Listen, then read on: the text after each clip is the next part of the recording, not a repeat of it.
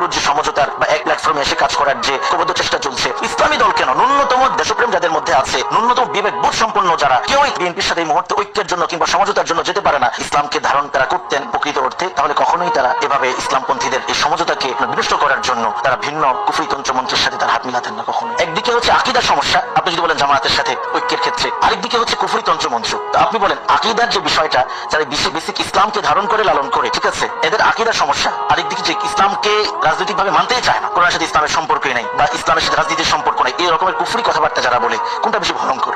স্বাভাবিক প্রত্যেকটা common sense যারা আছে সে স্বীকার করবে আকীদার চেয়ে এটা অনেক বেশি মারাত্মক ভয়ঙ্কর। ইসলামের কিছু পার্টকে অস্বীকার করে দিচ্ছে, রাজনীতি ইচ্ছা ইসলামের অবিচ্ছেদ্য অংশ বা ইসলামের একটা পূর্ণাঙ্গ ধর্ম ব্যবস্থা এটাকে অস্বীকার করছে, একটা ভিন্ন মানে কুফরির দিকে চলে যাচ্ছে সেটা। অপরদিকে আকীদার কিছু বিষয় যেটা সহনীয় পর্যায়ে অনেক সময় রাখা যায়, এটাকে আমরা মানতে পারছি না।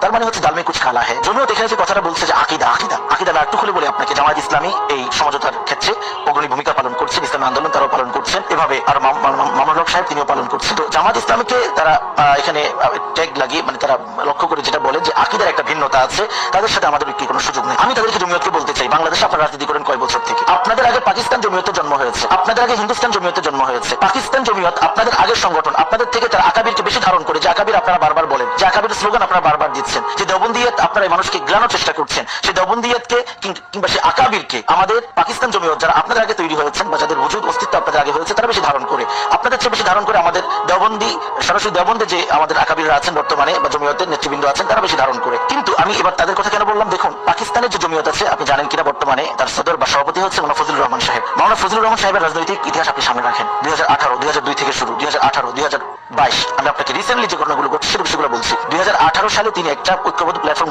ঘোষণা